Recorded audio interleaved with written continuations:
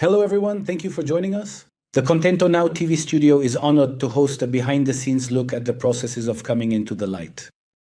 And with us here is a series of meetings, conversations, and very moving stories. The medium Samuel Zohar Yanai is here with us. Hello, Samuel.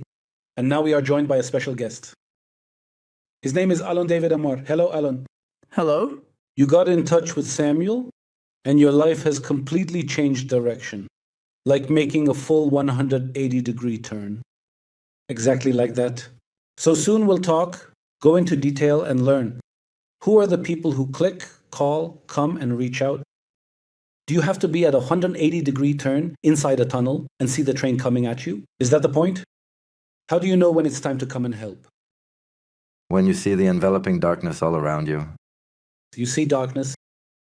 then you can't see any light. Tell me about the moment you felt you'd hit rock bottom, when you saw only darkness.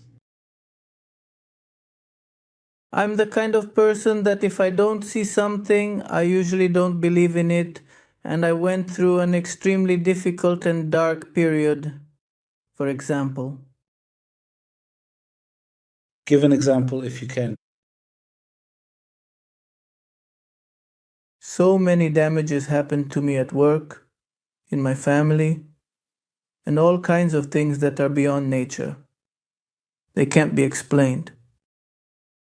In your family? What do you mean? I reached a point with my family where I didn't speak to them for about half a year, without any valid reason. No reason at all, not even a justified one.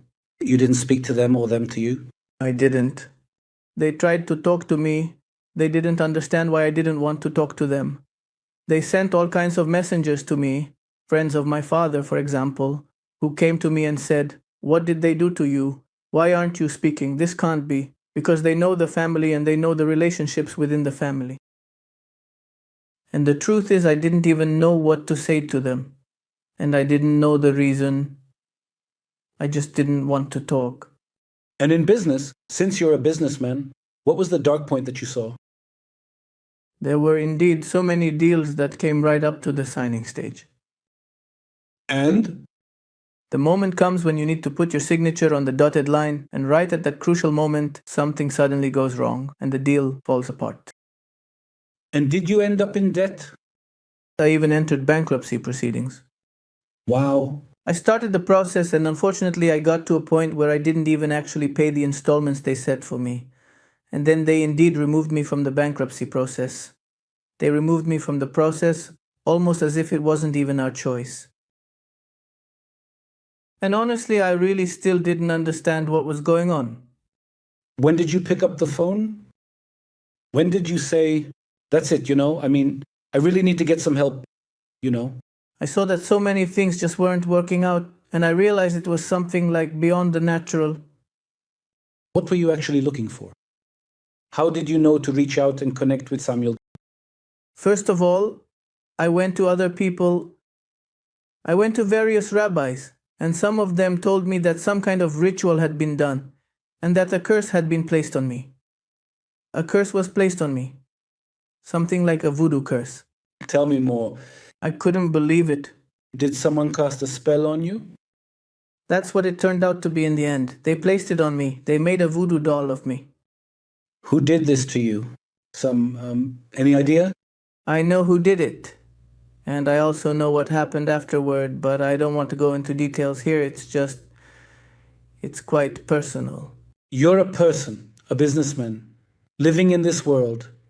And now you're talking about curses and you're talking about voodoo. Business people see you and you come and say, what exactly was the kind of help that Samuel gave you? How did he help you? First, I have to tell you the level it reached, how bad it got. It got to the point where nothing I did worked, nothing succeeded, I wasn't speaking with my family. I entered bankruptcy proceedings, had relationship problems in every area. I got to a point where even my own kids, I didn't have the strength to hear them. It was like I was in some kind of bubble, disconnected from the world. A zombie, you could call it that. And Samuel, when you see this, when you get the message, when the request comes in, how do you pull someone out of that? that energy that seemed to surround a lawn. In his case, he also went through quite a long journey, and rabbis, well, they saw it as sorcery. They were afraid to get involved with what had been done to him. Why? It was really an act of... There's a difference between killing and murder.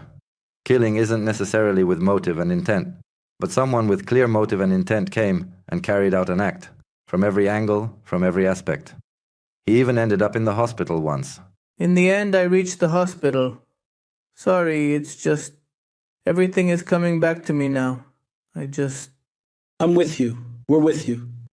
I got to a point where really, even if you told me I had something like a deal waiting for me tomorrow, I no longer believed it because I knew I'd show up and it would blow up. But still, I kept going and it just blew up in my face. And then I started to feel this really overwhelming and incredibly strong sense of distress that I went to the hospital. They ran every possible test and told me, "There's nothing wrong with you. Go home. You're discharged." Honestly, I was scared. Even after they discharged me, I was afraid to go home. I got home and started thinking, what do I do now? And then I found someone who deals with spells. Someone who deals with removing spells, who is considered one of the greatest. I didn't know what great meant or not, but he supposedly removes any curse. What happened? So I went to see him, and he told me that in order to remove he saw that there was something terrible, and he said he wanted to remove the curse from me. And then he asked for something like 30,000 shekels. He named an astronomical amount, and I was already in a situation. Gosh. I had declared bankruptcy. I didn't even have money to support myself. Now I have a question. When you went to Samuel Zohar Yanai, where did you feel the turning point in your life? Because today, are you still bankrupt? No. Are you in a relationship? Yes. Do you have a family? Yes. Do you talk to your kids? I'll tell you how it happened. Do you talk to your parents? Of course, everything's great with all. Everything's great. But I just want to share what the process was. Go ahead. I know that there isn't much time left, but I really have to say these important things. We went to this person who does therapy. He asked for an astronomical amount. Yes. And the person who took me to him said, "I'm willing to pay you. I'm willing to give you half the amount now. The moment he's clean, I'll pay you the remaining half." Then he said, let me think if I can even deal with this kind of energy and with someone who did such a terrible thing. And it was agreed that he would call us the next evening and give us an answer on whether he would come and start the treatment, because I was already in a state where I was helpless. He didn't call, and around 8:30 in the evening my partner called him. And he told her that he wasn't willing to get involved in this, and that even for 50,000 shekels, he wasn't willing to take it on or deal with that kind of energy. Samuel, what happened there, as much as you can? Someone who... Murder. The word was murder. No, the energy, the goal, the intention. Murder. Yes. On the opposite side, there must be someone with energy powers, not ordinary ones, to cast something like that. It has to be both. Someone with expertise or experience and with a negative intention. What happened to that person after you intervened? He can actually tell you that. I don't deal with the victims. What exactly happened to him? First of all, that person, due to unforeseen circumstances, ended up going bankrupt. He just reached a point where he said, "Can I share something?" Just don't name him. Yes, he even got to the point where he needed me. He came to me. Unexpected. You helped him? Yes. You helped him? Exactly. That's Medulan. Yes. The Medulan is a generous man with a big heart. You know, by the way, in that context, are you sure he is the one? Definitely, it's a feeling from the heart, a sense, I know for sure because later we installed cameras in the house. And we caught the guy, like we saw on the cameras, that he came several times to do all kinds of things. What you see him doing? He poured all kinds of substances, all kinds of I don't really know what he did, but he was doing magic. And I have to emphasize again and again in this amazing conversation, you're an ordinary person. A man who does business, makes deals, lives, has a family, and so on. Not some kind of spiritual figure from northern Tibet. Definitely not. Exactly. I didn't believe in these things either. By the way, until I got hurt by this thing, I didn't believe it even existed. There's kind of a common saying that a lot of people say, like, if you don't believe in these things, then they won't affect you.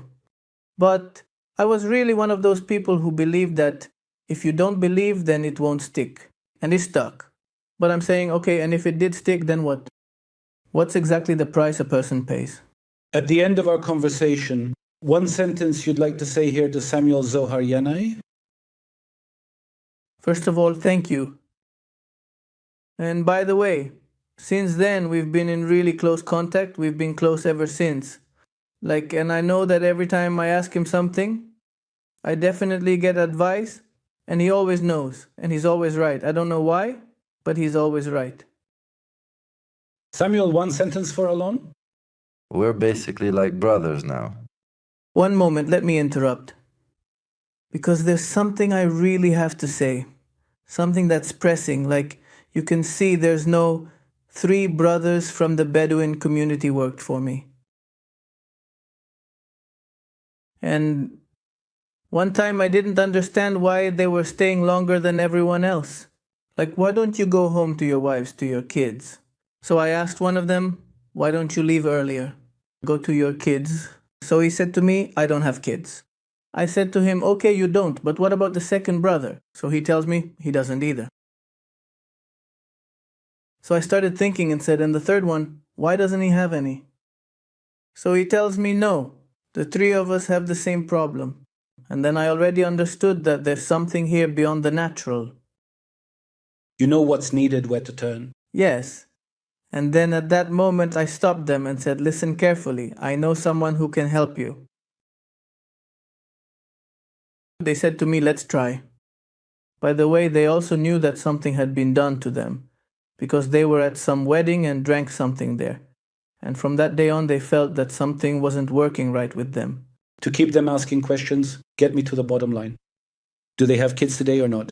Today, all 3 of them have children, and because they called Samuel. Each of them has children? Yes, 3. And wait, there's one more thing I kind of forgot to mention here. They came to Samuel, we left from there, and the next morning they called me. I was just shocked. What did your guy do to us? I honestly didn't know what to say. I asked them what happened. So they told me everything works, like everything works. Everything works, like there's nothing, and we feel like we can fly. It's like the whole burden just lifted off them in a single day. Alon David Amar, I truly hope that in a few months or years, we'll meet again and hear more about your journey, because it's amazing. Samuel Zohar Yanai, thank you very, very much. Thank you. And if you too feel like there's something dark here, and you can't seem to see the points of light, pick up the phone. There's nothing like seeing with your own eyes. Meet him, listen, get help. Thank you for being here with us at the Contento Now TV studio.